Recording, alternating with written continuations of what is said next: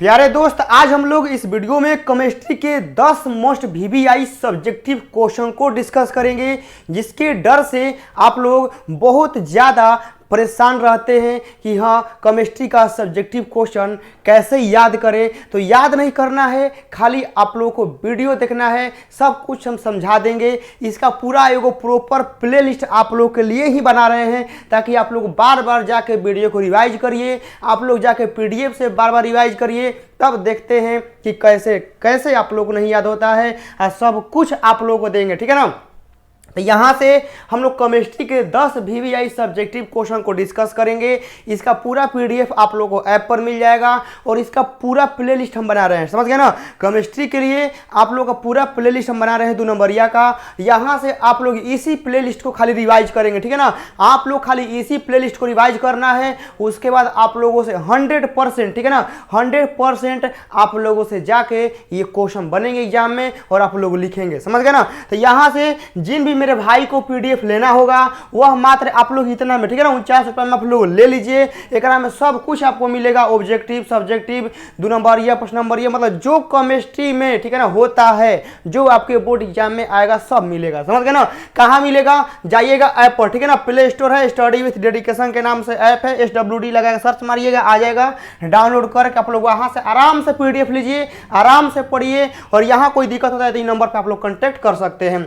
चलिए, यहाँ से पहले का सवाल आपकी स्क्रीन पर एकदम दिखाई दे रहा होगा कि सवाल बहुत ही ज्यादा इंपॉर्टेंट है। ऐसे सवाल जब एग्जाम में आते हैं ना, तो लड़का लोग जानते हैं, स्टूडेंट क्या होता है, कंफ्यूज हो जाता है कि सवाल है क्या। उसको पहले नाम ही नहीं पता है ना कि ZR का नाम क्या होता है और HF का नाम क्या होता है, पता नहीं चलता है और वो सब कंफ्यूज हो जाता है। तो आप लोग हम सिखाते हैं कैसे क्या करना होता है, कैसे समझना है। देखिए, ZR बोला है तो ZR का मतलब क्या होता है, जिरकोनियम, ठीक है ना। याद रखिएगा, जब आप लोग केमिस्ट्री का पीरियोडिक टेबल देखे होंगे ना, ओकरा में 40वें नंबर पर आता है, समझ गए ना। ये जो ZR है ना, ZR का मान होता है जिरकोनियम, जो हमने कहाँ रहता है, 40वें स्थान पर आता है। आप लोग जाके देखिएगा। अब चलिए, हमने जिरकोनियम हो गया HF, ठीक है ना। हाइड्रोजन फ्लोराइड हो गया, समान गुण प्रदर्शित करता है, क्यों। अब देखिए, जिरकोनियम हो गया, हमने के हाइड्रोजन फ्लोराइड हो गया, तो यह हमने के समान गुण दर्शाता है, समझ गए ना। समान गुण दर्शाता है। समान गुण कहने का मतलब है ना कि जवन प्रॉपर्टीज ओकरा में है, जवन प्रॉपर्टीज एकरा में है। मान लीजिए कि ई हरियर दिखेगा ना तो इहो हरियर दिखेगा, ई पीला दिखेगा ना तो इहो पीला दिखेगा। ये होता है समान गुण, मतलब एकदम सेम नेचर का, ठीक है ना। तो दर्शाता है, तो बोला है क्यों दर्शाता है, क्या रीजन है, समझ गए ना, क्या रीजन है हमने बताना है। देखिए, तो यहाँ हम रीजन लिख के लिए आप लाए हैं, एकदम सबसे बेस्ट, सबसे सिंपल भाषा में आप लोग के लेकर आए हैं। तो ध्यान से देखेंगे कि लैंथेनाइड संकुचन के कारण, ठीक है ना, ZR और HF समान गुण प्रदर्शित करते हैं। एकदम यही एगो एकदम बाबू खत्म हो गया, ठीक है ना। क्वेश्चन यही जे खत्म हो गई, समझो क्वेश्चन का हो गई यही जे खत्म हो गई। काहे कि देखा, समान गुण दर्शावे के मेन रीजन का हुए कि हमने के लैंथेनाइड संकुचन बना होता। क्या बना होता, लैंथेनाइड संकुचन। अब कहो भैया कि लैंथेनाइड संकुचन का होला, तो जाके वीडियो के प्ले लिस्ट चेक करा जा, सब चीज एक बारीकी से पढ़ ले तो लोग के। तो लैंथेनाइड संकुचन के कारण जिरकोनियम और हाइड्रोजन फ्लोराइड समान गुण दर्शाते हैं। क्या ये आप लोग याद नहीं रहेगा कि लैंथेनाइड संकुचन के कारण जिरकोनियम और हाइड्रोजन फ्लोराइड समान गुण दर्शाते हैं। एकदम याद हो गया होगा आप लोगों को। नीचे आइए, नीचे हमने बोला गया है कि इलेक्ट्रॉन उपस्थिति में, ठीक है ना, F उपकोष में अच्छा परीक्षण प्रभाव नहीं होता है, जिसके कारण परमाणु संख्या, प्रभावी परमाणु संख्या चार्ज में वृद्धि के साथ साथ आकार संकुचित हो जाता है और इस प्रकार हाइड्रोजन फ्लोराइड और जिरकोनियम का आकार लगभग बराबर होता है और इसीलिए दोनों के गुण समान होते हैं। एक तरह से बेस्ट परिभाषा दुनिया में हो ही नहीं सकता है, समझ गए ना। एकदम एको गो वर्ड, ठीक है ना, एक में सोच के लिखे है ना कि हाँ कितना सिंपल भाषा में आप लोग को दें कि आप लोग को आराम से याद हो जाए। बिल्कुल आप लोग इसको याद करेंगे एकदम। तो लोग हम समझा दिले बानी सिंपल भाषा में, तो लोग हम बताइए दिले बानी कि लैंथेनाइड संकुचन के कारण ई हमनी के समान गुण दर्शावेला, मतलब अगर समान आकार साइज रहेला। बिल्कुल, तो लोग कितना याद रखेगा, बाकी पीडीएफ से रिवाइज करते रहेगा। दूसरा में आएंगे, ये इंग्लिश मीडियम में आप लोग यहाँ देखेंगे कि यहाँ हमने देखिए क्या बोला है कि ZR यानी जिरकोनियम, ठीक है ना। यहाँ देखेंगे आप लोग कि zirconium and hydrogen fluoride exhibit similar properties due to lanthanide contraction, यानी जहां लेंथेनाइड मतलब कहने का मतलब है कि जहां लेंथेनाइड कॉन्ट्रैक्शन होता है उसी के वजह से, उसी के रीजन से, ठीक है ना, यह हमने के क्या होता है कि हमने के सिमिलर प्रॉपर्टीज हमने के शो करता है। जैसा हमने के जिरकोनियम वैसे ही हमने के हाइड्रोजन फ्लोराइड रहता है। तो मेन इसका रीजन है ना कि लेंथेनाइड संकुचन के कारण ही इन दोनों के आकार और गुण प्रॉपर्टी सारे सेम होते हैं। चलिए यहां से आगे आते हैं। अब यहां देखिएगा, यहां हमने के बोला गया है कि निम्नलिखित में केंद्रीय धातु परमाणु के प्रभावकारी परमाणु संख्या, ठीक है ना, यानी EAN निकालना है, ठीक है ना। और आप लोग को EN हो गया और आप लोग को यहां से बताते हैं कि आप लोग EAN निकालना सीखेंगे, समन्वय संख्या निकालना सीखेंगे, ऑक्सीकरण संख्या निकालना सीख जाएंगे, IUPAC नाम निकालना सीख जाएंगे। यदि आप लोग ये 4-5 को चीज निकालना सीख जाते हैं ना तो एग्जाम में 2-3 को 2 नंबर ये आराम से फंस जाएगा, आराम से, समझ गए। आप लोग एग्जाम में IUPAC नाम लिखने के लिए देगा ही देगा, इसमें नो डाउट। कन्फर्म रहिएगा अपने तरफ से, समझ गए ना, अपने तरफ से कन्फर्म रहिएगा कि IUPAC नाम देगा ही देगा।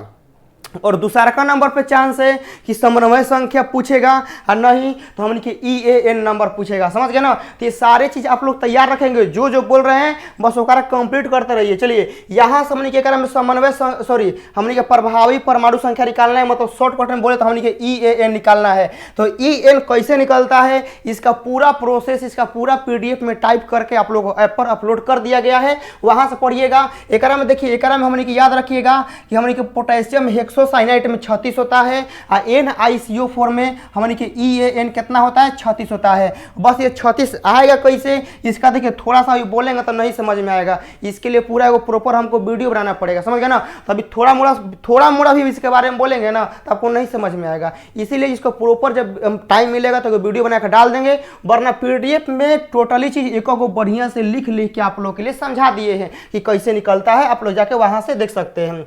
चलिए ये हमने हो गया, आगे चलते हैं। तीसरा का नंबर आप लोग देखेंगे यहाँ से, यहाँ हमने को बोला गया है तीसरा का नंबर में क्या होता है जब एथिल एल्कोहल की अभिक्रिया विरंजक चूर्ण से कराते हैं। और इस टाइप के एग्जाम में सवाल न आए, समझिए कि इतिहास से बदल जाएगा। ऐसे सवाल एग्जाम में आएंगे ही आएंगे, एकदम कंफर्म रहिएगा, समझ गए ना। जहां तक उम्मीद है कि एकदम यह सवाल आ भी सकता है आप लोग के एग्जाम में, तो आप लोग एकदम कंप्लीट करते रहेंगे। ऐसे सवाल आप लोग एग्जाम में आएंगे, प्रीवियस ईयर उठा कर चेक करिएगा, मॉडल सेट उठा कर चेक करिएगा, क्वेश्चन में जो भी होता है उठा कर चेक करिएगा। ऐसे सवाल मिलेंगे ही मिलेंगे आपको। और आप लोग आजकल देख रहे होंगे कि हम प्रत्येक वीडियो में ऐसा का सवाल कम से कम 2 गो ला रहे हैं, कम से कम 2 गो, एगो नहीं, कम से कम 2 गो ला रहे हैं, क्योंकि ऐसे सवाल को फंसाना बहुत जरूरी है। और जब फंस जाएगा तो आप लोग लिख देंगे एग्जाम में। चलिए यहां से देखिए क्या होता है जब एथिल एल्कोहल की अभिक्रिया विरंजक चूर्ण से कराते हैं। देखिए क्या होता है, देखिए यहां पर, तो ये थोड़ा सा जानते हैं क्या होता है। अब होता है ना कि दूध में जोरन डालेंगे तो क्या बनेगा, तो अब वो दूध में जोरन डालेंगे तो क्या होता है, इसके लिए थोड़ा सा प्रैक्टिकल सब चीज़ होता है, समझ गए ना। तो में कॉन्सेप्ट नहीं, थोड़ा सा प्रैक्टिकल भी इसमें होता है, समझ गए ना। तो इसमें थोड़ा सा कुछ प्रैक्टिकल का काम होता है। तो दूध में जोरन डालेंगे तो क्या बनेगा, यही ना हमने के दही हुई नहीं तो माठा उठा सब बनता है, यही बनता है। तो सही एक में होता है, देखिए यहाँ बोला इथाइल एल्कोहल ब्लीचिंग पाउडर के साथ साथ क्रिया करके क्लोरोफॉर्म देता है। तो याद रखना है आप लोगों को कि जब एथिल एल्कोहल की अभिक्रिया विरंजक चूर्ण से कराएंगे तो क्या मिलेगा, क्लोरोफॉर्म मिलेगा। क्लोरोफॉर्म आप लोग के लिए यहां लिख दिए, क्या मिलेगा मेरे भाई, तो क्लोरोफॉर्म मिलेगा, याद रखिएगा। एकदम सवाल बाबू VVI है, एकदम वायरल है आप लोग के एग्जाम के लिए। एकरा के आप लोग नहीं छोड़ेंगे, एकरा का तो और ही नहीं छोड़ना है, एकरा के तो लोग क्वेश्चन कंप्लीट करिए ले के बाद। क्या होता है तो याद रखना है कि एथिल एल्कोहल की अभिक्रिया जब विरंजक चूर्ण से कराएंगे तो हमने क्लोरोफॉर्म बनता है, समझ गए ना। क्लोरोफॉर्म बहुत VVI बाबू, ठीक है ना, बहुत VVI है, जितना बोल रहे हैं समझिए कम है। अब यहां देखिए कैसे होता है, इस प्रतिक्रिया को हेलोफॉर्म प्रतिक्रिया कहा जाता है और यह कई चरणों में होता है, मतलब यह 4 स्टेप में होता है, याद रखिएगा। यह 4 स्टेप में जाके क्लोरोफॉर्म देता है और एकरा से बेस्ट परिभाषा न आपके कभी कॉपी में कोई लिखवाया होगा और न आप लोग कभी याद किए होंगे। इसीलिए ये सब क्वेश्चन, इस सब का आंसर लिखने में मुझे टाइम लगता है, समझ गए ना। इसीलिए आप लोग कभी कभी देखो केमिस्ट्री का वीडियो नहीं आता है, क्योंकि बाबू आंसर खोजने में जानते हैं क्या होता है, आंसर को सरियाने में टाइम लगता है, क्योंकि किताबी भाषा दे देंगे तो कहेगा सर कितना नहीं समझ में आ रहा है। तो कहेगा छोटा लैंग्वेज में अपना लैंग्वेज में थोड़ा सा बनाने में टाइम लगता है, समझ गए ना।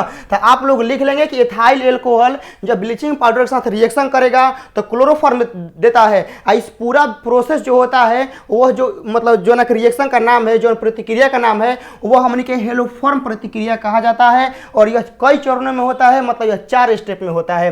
आप लोग शायद यहाँ होगा स्टेप, ठीक है ना, यहाँ शायद स्टेप होना चाहिए। हाँ चलिए देखिए, देख रहे ना पीडीएफ का क्वालिटी क्या है, आप लोग देख लीजिए। ऐसे पीडीएफ की क्वालिटी जानते हैं आप लोग अपने कॉपी में भी नहीं बनाए होंगे जैसे हम यहाँ बनाए हैं। देख लीजिए यहाँ हमने के ब्लीचिंग पाउडर है CaOCl2, अगर हाइड्रोजन के साथ क्या कराएंगे रिएक्शन कराएंगे तो हमने के CaOH2 मिलेगा, Cl2 मिलेगा जो कि ऊपर चल जाएगा। अब उसका दूसरा का स्टेप में क्या करेंगे, इसके बाद क्लोरीन, ठीक है ना, एथिल एल्कोहल का ऑक्सीकरण करके एसीटल्डिहाइड बनाता है, ठीक है ना। अब एक में देखिए क्या करेंगे, क्लोरीन के साथ हमने अभिक्रिया कराएंगे तो हमने के एसीटल्डिहाइड बनेगा, मतलब CH3CHO बनेगा। और जब ई बन जाएगा तो अब क्या करेंगे, एसीटल्डिहाइड के साथ क्लोरीन का अभिक्रिया कराएंगे, फिर कराएंगे तो हमने के क्लोरल बनेगा। क्या बनेगा, क्लोरल बनेगा। और जब हमने क्लोरल बनेगा ना, तो जब क्लोरल बनेगा तो क्लोरल और हमने के ये कैल्शियम, ठीक है ना, कहाँ लिखा है कैल्शियम हाइड्रोक्साइड के साथ जब रिएक्शन कराएंगे तो हमने के क्लोरोफॉर्म यहाँ बनेगा और यहाँ हमने कैल्शियम फॉर्मेट बनेगा। तो कैल्शियम फॉर्मेट का तो हमें जरूरत नहीं है, हमने क्लोरोफॉर्म चाहिए तो हमने क्लोरोफॉर्म मिल गया 2CHCl3। तो ये ऐसे रिएक्शन एक जैसे आप लोग मैथ रिवाइज करते हैं ना, तो आप लोग कम से कम 10-15 को रिएक्शन करा देंगे कि ई डालेंगे ना, दूध में जोरन डालेंगे तो ई बनेगा, पानी में ई डालेंगे तो ई बनेगा, वैसा का 10-15 करा देंगे। खाली ओकरा रिवाइज कर लीजिए, एग्जाम में आराम से आ जाएगा, ठीक है ना। चलिए यहाँ आप लोग का, ठीक है ना, आप लोग देख सकते हैं कि ethyl alcohol reacts with bleaching powder to give chloroform, यानी इथाइल एल्कोहल का जब हम लोग रिएक्शन ब्लीचिंग पाउडर के साथ कराएंगे तो क्या देगा, क्लोरोफॉर्म देगा। और ये सारे स्टेप आप लोग को यहाँ लिख दिए गए हैं। बस आप लोग हो सके तो वीडियो रोक के आप लोग अपने कॉपी पर लिखिए, और नहीं तो जाकर पीडीएफ से रिवाइज करिए। दोनों में से देखिए, हम ये नहीं कि हम आंसर लिख के नहीं लाते हैं, आप लोग देखते हैं हम आंसर लिख के भी लाते हैं। यदि आप लोग मेहनत करना जानते हैं तो आप लोग वीडियो रोक रोक के लिखिए। यदि आप लोग पास समय कम है, यदि आप लोग समय बचाना चाहते हैं तो पीडीएफ से पढ़िए। दोनों आप लोग के लिए हम लाए हैं, ठीक है ना, कि आंसर लिखना है तो वीडियो रोक रोक के लिखिए, आंसर सहित सब चाहिए तो पीडीएफ लीजिए, समझ गए ना। अब आप लोग को डिसाइड करना है, इस पर हम ज्यादा नहीं बोलेंगे। चलिए आगे चलते हैं।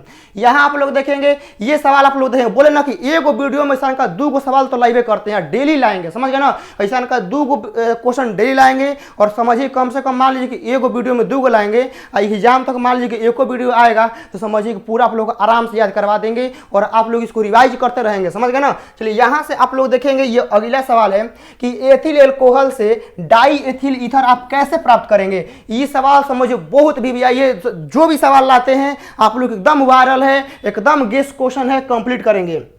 यहां बोला है कि एथिल एल्कोहल से हमने के डाई एथिल बनाना है, समझ गए ना, मतलब एथिल एल्कोहल है और एथिल एल्कोहल से हमने के डाई एथिल बनाना है ईथर, तो ये आसान होता है, समझ गए ना। ये हमने के आसान होता है, एक के स्टेप में धुआं छोड़ देगा, समझ गए ना, एक के स्टेप में धुआं छोड़ देगा। देखिए कैसे, जब हमारी के सांद्र सल्फ्यूरिक अम्ल, ठीक है ना, H2SO4 के साथ 140 डिग्री पर गर्म करेंगे। आप लोग यहाँ इहो लिख सकते हैं कि निर्जलीकरण करने पर, निर्जलीकरण करने का मतलब होता है बहुत हाई टेम्परेचर जो है पानी खत्म कर देगा साफ, समझ गए ना। तो हमने के 140 डिग्री सेल्सियस पर क्या करेंगे, गर्म करेंगे तो हमने के ethyl alcohol die ethyl ether में परिवर्तित हो जाता है। देखिए यहां पर हमने के डाई एथिल का हो गया, एल्कोहल हो गया ना।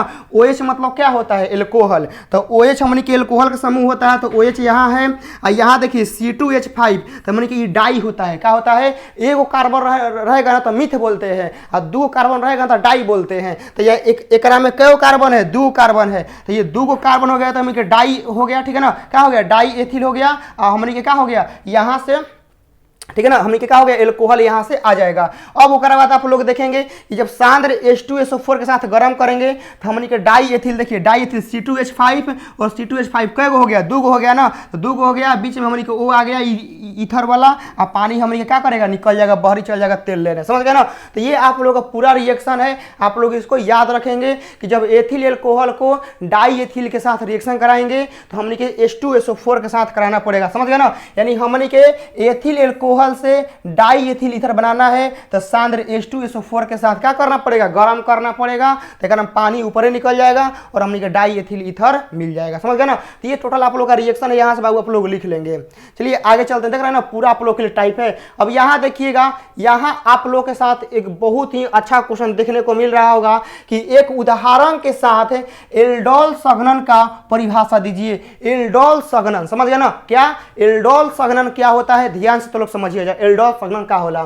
एल्डोल संघनन प्रतिक्रिया तब होती है, कब होती है, जब एल्डिहाइड या कीटोन में तनु क्षार की उपस्थिति में कम से कम एक अल्फा हाइड्रोजन प्रतिक्रिया होता है, तो उससे हम लोग क्या कहते हैं, एल्डोल संघनन कहते हैं। एल्डोल संघनन याद होगा, नहीं हुआ बोलेंगे जल्दी से कमेंट बॉक्स में बोलेंगे। यहाँ क्या है, एल्डोल संघनन प्रतिक्रिया तब होती है, कब होती है, ध्यान सुनिए कब होती है, तो क्या याद रखना है कि अल्फा हाइड्रोजन कम से कम एगो अल्फा हाइड्रोजन जो नाम होगा वो करा का हमनी के एल्डोल संघनन कहते हैं।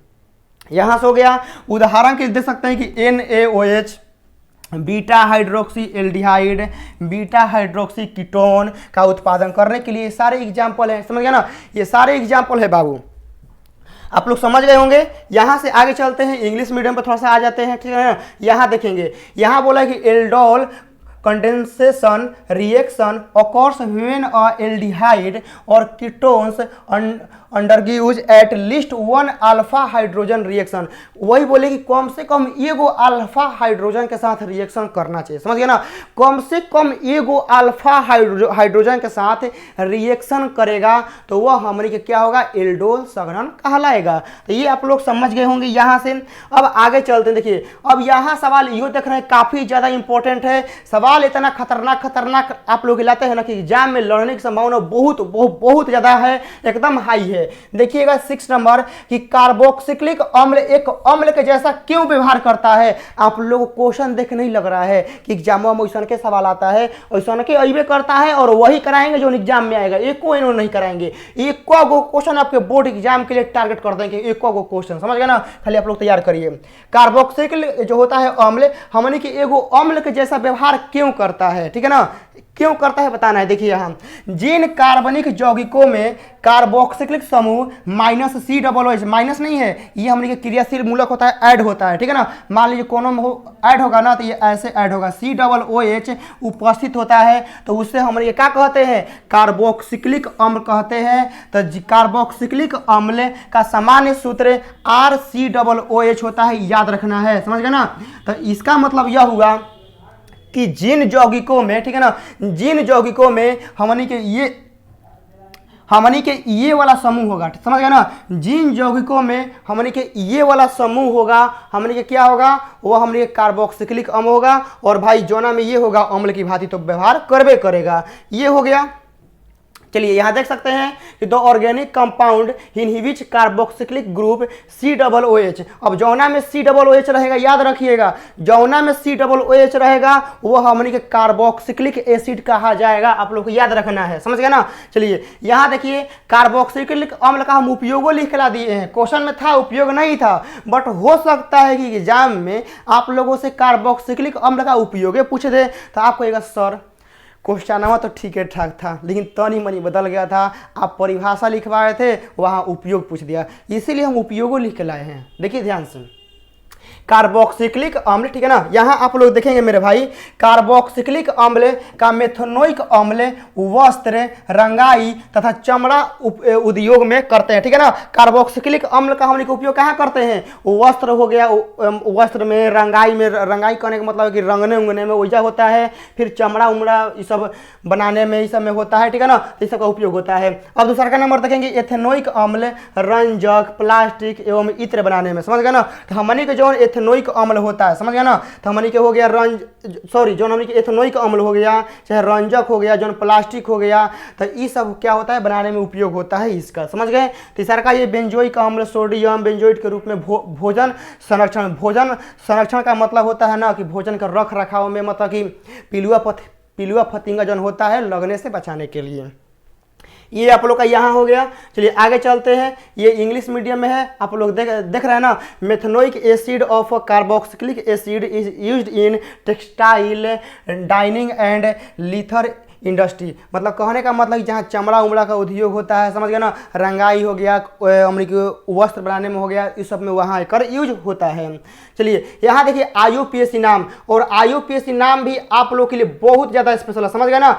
IUPAC नाम भी आप लोग के लिए बहुत बहुत बहुत ज़्यादा स्पेशल है। आप लोग देख रहे हैं आपके एग्जाम में IUPAC नाम आना एकदम फिक्स है, एकदम 100% गारंटी है। याद रखिएगा कि आपके एग्जाम में IUPAC नाम आना फिक्स है, और हमारा कोशिश यह है कि IUPAC नाम टकरा दें, समझ गए ना। हमारा कोशिश यह है कि हम IUPAC नाम आपके एग्जाम में सेम टू सेम मैच करवा दें। तो यहाँ आप लोग देखेंगे CH3 CHNH2 है, और यहाँ CH3NH2CH3। अब एक IUPAC नाम बताना है। देखिए एक IUPAC नाम हम यहाँ लिखे हैं CH3 CHNH3। देखिए 2 डाई मिथाइल, ठीक है ना, 2 डाई मिथाइल है, ठीक है ना। देखिए हाई हमने के CH3 क्या होता है, मीथेन होता है ना, बट कै गो है, 2 गो है, तो हमने के डाई मिथाइल हो गया। अब देखिए N हो गया, हमने के प्रोपाएमीन हो गया। NH2 जहाँ आता है हमने के क्या होता है, NH2 जहाँ आता है हमने के एमीन होता है, तो अगर हम N प्रोपाएमीन लगा देंगे। अब यहाँ देखिए, यहाँ हमने के CH3NH CH2 CH3 है, तब देखिए N मिथाइल, ठीक है ना, N मिथाइल, तो हमने के हाई क्या है, मिथाइल है, तो मिथाइल लगा दिए। अब के बाद देखिए मिथाइल के बाद देखिए, मिथाइल के बाद हमने के क्या है, इथेन है, क्या है, इथेन एमीन है। तो हमने के देखिए हमने के इथेन है, ठीक है ना, तो इथेन हमने के देखिए एमीन होगा, तो एमीन के लिए क्या चाहिए, हमने के NH2 चाहिए ना, हमने के NH2 चाहिए, तो यह हमने के क्या हो जाएगा, यह हमने के NH जो होता है एमीन का समूह देगा, ये CH2 हमने क्या हो जाएगा, इथेन हो जाएगा, क्योंकि कार्बन के 2 अणु हैं, ठीक है ना। C2 देखिए यहाँ C या C2 हो जाएगा, H3 या H2 H5 हो जाएगा, तो C2H5 को हम लोग बोलते हैं इथेन, तो यहाँ से इथेन हो जाएगा, और NH जो होता है हमने के बताता है एमीन के, तो यहाँ से हमने के हो जाएगा। चलिए यहाँ से आगे चलते हैं। अब देखिए प्रोटीन की प्राइमरी संरचना क्या होता है। अब प्रोटीन की प्राइमरी संरचना क्या होता है, ध्यान से आप लोग मेरी एक एक बातों को समझेंगे, प्रोटीन होता क्या है, ठीक है ना। देखिए यहाँ लिखे हैं कि सभी प्रोटीन एमिनो एसिड के बहुलक होते हैं। सबसे पहले का लाइन आप लोग को यही लिखना है एग्जाम में, समझ गए ना। सबसे पहले का लाइन आपको एग्जाम में यही लिखना है कि जितना भी हमारे के प्रोटीन होता है दुनिया में, ठीक है ना, दुनिया में जितना भी प्रोटीन होता है सब हमारे के एमिनो एसिड के क्या होते हैं, बहुलक होते हैं। अपने भौतिक आकार द्वारा वर्गीकृत किए जाने वाले प्रोटीन नैनो कण है। नैनो कण कहने का मतलब है ना कि 1 से 6 नैनोमीटर तक होते हैं। प्रत्येक प्रोटीन बहुलक जिसे पॉलीपेप्टाइड के रूप में भी जाना जाता है। अब देखिए जितना भी हमारे को प्रोटीन होता है ना, तो इकने की जो बहुलक होता है ओकरा हम लोग पॉलीपेप्टाइड भी कहते हैं, समझ गए ना। तो 2 गो होता है प्रोटीन को हमने के एमिनो एसिड भी कहते हैं, और हमने की जरूरत पड़ने पर एगो अलग नाम भी होता है जिसे हमने के पॉलीपेप्टाइड भी हमने के कहते हैं। अब देखिएगा 20 अलग अलग अल्फा एमिनो, ठीक है ना, अल्फा एमिनो एसिड के अनुक्रम से बने होते हैं, जिन्हें अवशेष के रूप में भी उद्धृत किया जाता है, मतलब विस्तार किया जा सकता है जरूरत पड़ने पर। तो ये पूरा संक्षिप्त टिप्पणी हो गया।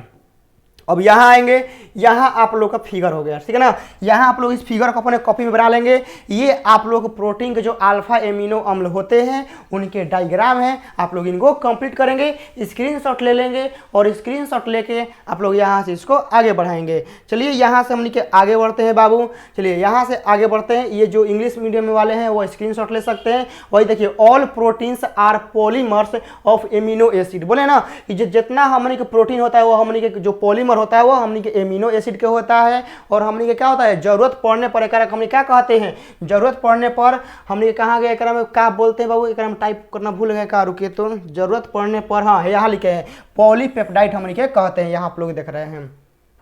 चलिए अब यहाँ देखिए 9 नंबर में आप लोग देखेंगे कि यहाँ बोले हैं कि निम्नलिखित में से एक एक का उदाहरण दें, चाहे आप लोग परिभाषित करिए कौन क्या है। एगो है संश्लेषित बहुलक, एगो है हमने के संघनन बहुलक। तो इसका परिभाषा एग्जाम के दृष्टिकोण से बहुत VVI, समझ गए ना, इसका परिभाषा आपके एग्जाम के दृष्टिकोण से बहुत इंपॉर्टेंट है। संश्लेषित बहुलक और संघनन बहुलक किसे कहते हैं आप लोग देखेंगे। आप लोग के लिए एकदम एको चीज आप लोग के लिए लिख के ला दिए हैं। देखिए संश्लेषित बहुलक क्या होता है? देखिए, संश्लेषित बहुलक वे हैं जो प्रकृति में उपलब्ध नहीं है, जिन्हें प्रयोगशाला में तैयार किया जाता है, संश्लेषित बहुलक कहलाते हैं। इन्हें मानव निर्मित बहुलक भी कहते हैं, जैसे पॉलीथीन हो गया, टेफ्लॉन हो गया, बैकलाइट हो गया। यानी संश्लेषित बहुलक वह बहुलक होता है जो हमें प्रकृति नहीं देता है, हम प्रकृति के छोटे छोटे जो पदार्थ मिलते हैं ओकरा से हम लोग अपने फैक्ट्री में निर्माण करते हैं। जैसे हमनी के प्रकृति हमनी के चप्पल नहीं, जूता, कपड़ा, ये सब वस्त्र नहीं देता है, नहीं देता है, बट प्रकृति में कुछ ऐसे पदार्थ होते हैं जिनकी सहायता से हम लोग अपने फैक्ट्री में कपड़ा बना लेते हैं। हमने के ये सब डिजिटल बोर्ड बना लेंगे। अब बताइए, ये जो डिजिटल बोर्ड हम पढ़ा रहे हैं, क्या ये हमें प्रकृति दिया है? नहीं दिया है। क्या प्रकृति में बोर्ड ऐसा का मिला है? नहीं मिला है। ये मानव बनाया है। क्या बनाया? मानव बनाया है।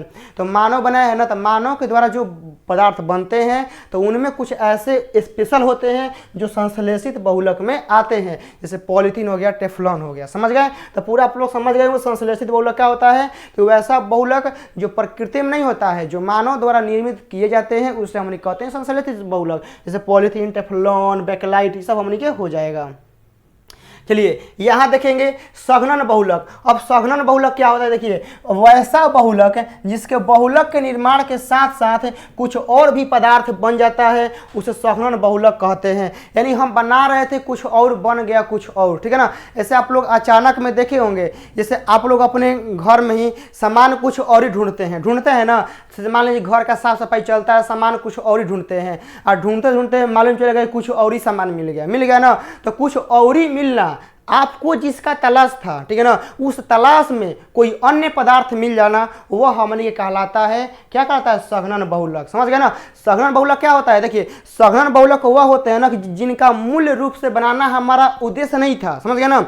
जिनका हमारा बनाना उद्देश्य नहीं था, बट हम कुछ और ही चीज़ कर रहे थे, वह चीज़ करने के दौरान वह बन गया, उसको हम लोग बोलते हैं संश्लेषित बहुलक। समझ गए ना? सॉरी, संघनन बहुलक। तो आप लोग याद हो गया, जैसे देखिए H2O हो गया, NH3 हो गया। ऐसे कहने का मतलब है कि आप लोग मान लीजिए कि हमने कोनो साथ रिएक्शन कराते हैं तो हमारा पानी बनाना कोई ज़रूरी नहीं होता है, बट आप लोग पीछे वाले रिएक्शन में देखे होंगे कि पानी बना, पानी उड़ गया। तो पानी हमको बनाना आवश्यक नहीं था, बट रिएक्शन के दौरान पानी बन गया। तो पानी जो बन गया ना, वही हमने कहलाता है क्या? संघनन बहुलक। लेकिन जो मेन रूप से हमने क्लोरोफॉर्म बना था, वह हमारा मेन उद्देश्य था। हमारा मेन उद्देश्य क्या था? क्लोरोफॉर्म बनाना, बट उससे पानी बन जाएगा तो वह हमारा मेन उद्देश्य नहीं है। तो पानी को बोलेंगे हमने के ये संघनन बहुलक। तो ये आप लोग का यहाँ से याद हो गया होगा। समझ गए ना? ये आप लोगों को यहाँ से याद हो गया। अब आइए 10 नंबर में 10 नंबर सवाल आप लोग देखेंगे। यहाँ से बोला गया है कि आवश्यक तथा अनावश्यक एमिनो अम्ल क्या है। एकदम VVI सवाल है बाबू, ठीक है ना? एकदम VVI सवाल है। एक आप लोग कंप्लीट करेंगे, ठीक है ना? एक आप लोग कंप्लीट करेंगे। कैसे हूँ? आवश्यक तथा अनावश्यक अमीनो अम्ल क्या है, एकदम आपके एग्जाम के दृष्टिकोण से वायरल है बाबू। समझ गए ना? एकदम वायरल है। ध्यान से आप लोग देखेंगे कि वैसा एमिनो अम्ल जो हमारे शरीर में निर्मित नहीं होता है, उसे आवश्यक एमिनो अम्ल कहते हैं, जैसे ल्यूसीन। कहने का मतलब समझ गए होंगे। समझ गए ना? यानी वैसा एमिनो अम्ल है। अब एमिनो अम्ल क्या होता है? प्रोटीन। क्या होता है? प्रोटीन। अभी बताए ना, वैसा एमिनो अम्ल जो हमारे शरीर में निर्मित नहीं होता है, उसे आवश्यक एमिनो अम्ल कहते हैं। जैसे मान लीजिए कि मेरे भाई, मान लीजिए कि मेरे पास कभी कार नहीं है, ठीक है ना? तो हमको कार क्या है? हमको कार की जरूरत है, आवश्यक है ना? जो चीज़ हमारे पास नहीं होता है वह उसकी आवश्यकता हमें होती है। याद रखिएगा, जो चीज़ हमारे पास नहीं होती है उसकी हमें आवश्यकता होती है। तो हमारे पास ऐसा प्रोटीन जो हमारा शरीर हमारा बॉडी निर्माण नहीं करता है, बट उसकी हमें ज़रूरत है। जैसे हमारे पास कार नहीं है तो हमें कार की ज़रूरत है, आवश्यकता है। हमारे पास 50 करोड़ रुपया नहीं है, बट मुझे ज़रूरत है ना? ऐसा तो जो ज़रूरत है, जो आवश्यक है, लेकिन वो हमारे पास नहीं है, ठीक है ना? तो उसको हम लोग बोलेंगे आवश्यक, जो हमारे लिए ज़रूरत है। तो यहाँ देखिएगा, वैसा अमीनो अम्ल जो हमारे शरीर में निर्मित नहीं होता है, उसे आवश्यक एमिनो अम्ल कहते हैं। जैसे ल्यूसीन। ल्यूसीन हमारा बॉडी नहीं बनाता है, बट हमारे शरीर के लिए बहुत काम का चीज़ है। ये हो गया। अब देखिए, अनावश्यक एमिनो अम्ल, वैसा एमिनो अम्ल जिसका निर्माण हमारे शरीर में संभव है, अर्थात आवश्यकता पड़ने पर शरीर निर्माण कर सकता है, उसे अनावश्यक एमिनो अम्ल कहते हैं, जैसे ग्लाइसिन। अब देखिए, अनावश्यक कहने का मतलब क्या है? घर का मुर्गी दाल बराबर। अब मान लीजिए घर में मुर्गी है, दाल खत्म हो गया है, मुर्गी को काट के लोग बना देगा, ठीक है ना।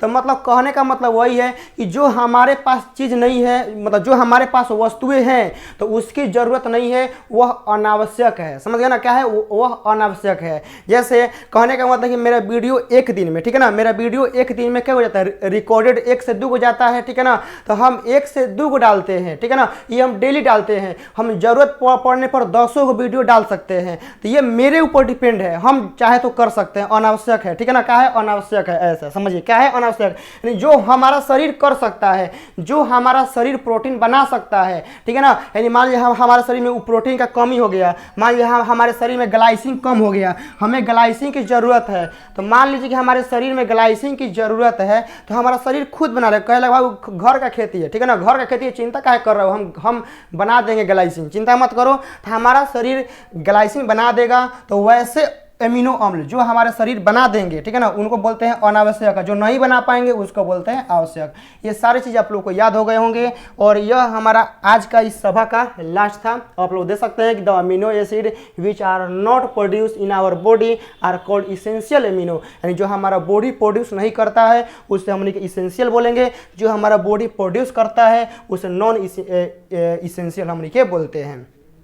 तो पूरा आप लोग केमिस्ट्री के सारे सेशन समझ में आ गए होंगे, सारे क्वेश्चन समझ में आ गए होंगे कौन क्या है। और इसका पीडीएफ लेने के लिए आप लोग ऐप पर जाइए, वहाँ से बढ़िया से रिवाइज करिए, सब कुछ आप लोगों को बढ़िया से मिलेगा। समय कम है, तैयारी करना है तो बस करना है, इतना याद रखिएगा। और रिवीजन पर ज़्यादा फोकस करिएगा, समझ गया ना, रिवीजन पर ज़्यादा फोकस करना है। बाकी हम मिलते हैं मैथ के क्लास में और फिजिक्स के क्लास में। जय हिंद।